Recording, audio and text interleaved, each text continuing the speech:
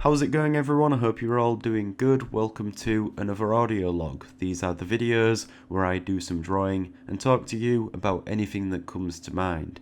And I think I'm losing my voice as well on the back end of this cold that I've had for the past few days, but hopefully it's going away now. Regardless, I still wanted to make one of these and talk to you all. So I'm still working on this drawing that you might have seen in a previous video, and there's still a lot to do on this one.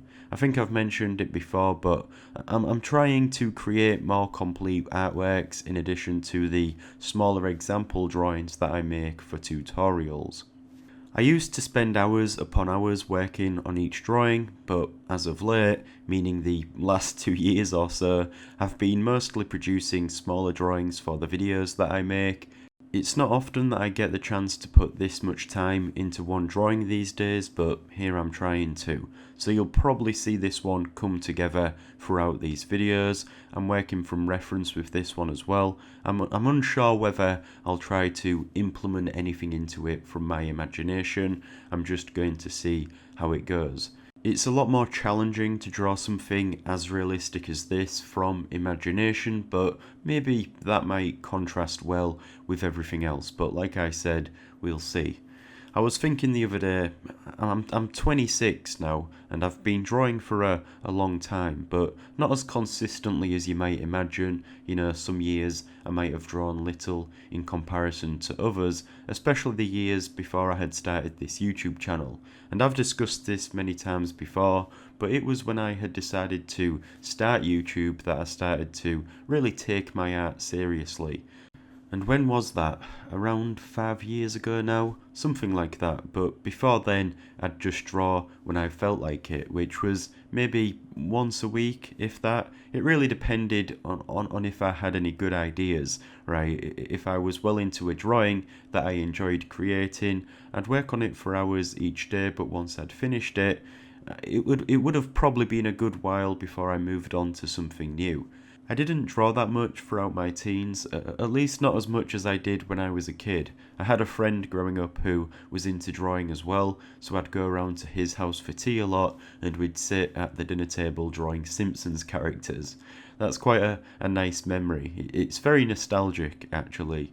And this mate of mine, I'm not sure if he watches these videos. I can't imagine he does. I kind of lost contact with him when I had to move schools, but he only ate beans and sausages for tea, which I didn't mind because I liked that as well. But yeah, it was a known thing in school that he only ate beans and sausages.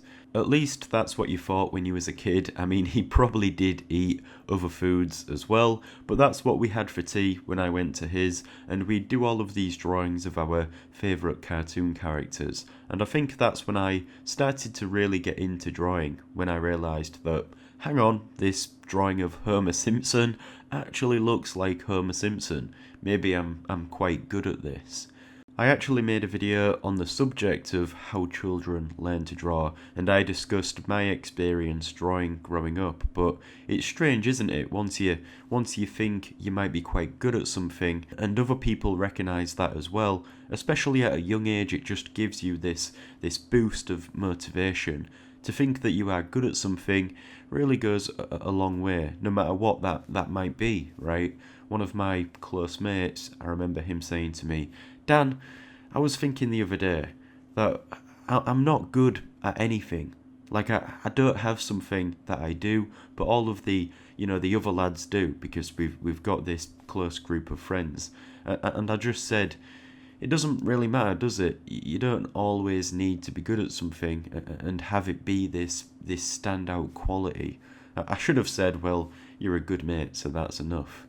I've always been quite creative, and anyone who knows me knows that I've always been into drawing. You know, I was that kid in school who could draw, and so I didn't really want to lose that. I made sure to find time to draw, even if it was just for 1 hour a week or so. And then, as I said, I started doing YouTube, which I decided to do simply because I was really into YouTube as well. I think everyone at school wanted to be a YouTuber. Most of the people I know were trying to start gaming channels and whatnot. and I think I even had a few goes at that myself, but eventually you'd become impatient and stop and then start another channel later on, and nobody ever really stuck with it and continued making videos because it's hard, isn't it? If you don't get any views, people struggle to find an incentive to make the effort. It was when I was in college when I decided to approach it with a more realistic attitude. I had recorded a time lapse of me creating this drawing that was what I posted at first, and as I expected, it didn't get a lot of views, but locally, on Facebook it did quite well. A lot of people admired what I was doing, and so I would make a few more of these time-lapse drawings, post them on Facebook and then onto YouTube because why not? And I never really concerned myself with how they did view-wise on YouTube. That was until I decided to make some videos just for YouTube, and these were some drawing tutorials, and surprisingly they did get more views than average, probably a few thousand, but around this time I was attending university, and alongside that I was making a good effort to post videos more often, just because I had a why not attitude, like I had nothing to lose. And I've discussed this before, so I won't go into too much detail, but eventually I got a lucky break and one of my videos started to get a lot of traction. It was like a snowball effect. I'd check the views one day, and then the next day it had gotten a few more thousand, then tens of thousands, then hundreds of thousands. And so with this video becoming popular, more people found themselves looking at the other videos on my channel, and it just escalated from there.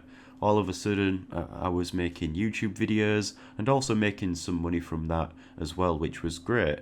I finished university and was able to take a year off just to do YouTube, and I always intended on eventually getting a job related to architecture, which was the subject I was studying, but I wasn't in such a rush to do that, which was good. I actually had some free time to create some more art and travel beforehand.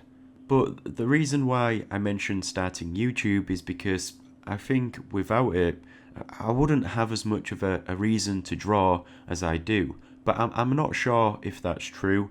I often think about that though. If I didn't do YouTube, would I still make art? And I think I definitely would, but perhaps not as much, unless I started to progress my art career in other ways. But YouTube is a good motivator for me. It's a reason for me to show up and find the time to draw. That's why I've been able to stick with it for so long, I think. And when YouTube is no longer something that I do, if that day ever comes, I'll probably still continue drawing. I think I'm at the point now where it's become almost habitual for me to spend some hours drawing each week. I find it quite meditative, sitting there and drawing, listening to some music or a podcast at the same time. I like the thought of being able to do that a lot more when I get older. At this moment in my life, I have to make time in between my 9 to 5, but I do enjoy my day job, and so I wouldn't change anything. I've got a good daily routine at the moment, which is enjoyable, not just necessary, right? You see, the reality is we all have to work to get by, right? But the hard part is getting that work to be something that you don't mind doing every day. Even if you don't love it, because let's be honest, at the end of the day, work is work, no matter what it involves. We'd all rather it be a weekend and not have to go to work, but there's no avoiding it. So even if it's something that's just tolerable, right, that you don't mind doing, that's going to make life a lot better. Like I say though, that can be hard to get, but it's well worth aiming for. The next best thing is having something to look forward to when you finally finish work. Getting home and playing some video games or watching TV, that's easily enjoyed, right? Or maybe then, after work, that's when you spend time drawing and working on your art. Most of you watching will know that I do my YouTube work early in the morning, so when I get in from work, I'm almost ready for bed. And whilst that sometimes is frustrating, I think I'm a happier person when I know that I've had a productive day. Anyways, I'll wrap this up because I'm struggling to talk. It's probably annoying listening to me with this blocked nose, But thanks for watching or listening to this one. I hope you like how this drawing is coming along, and I'll be sure to document the process. With that being said, thanks for watching. I'll see you in the next one. If you enjoyed the content I create, then do consider becoming a patron on Patreon. You will gain access to exclusive tutorials, study documents, process papers, real-time drawing footage and more. Plus you will also be supporting me in a more personal way. Other than that, thank you for watching this video and I'll see you soon.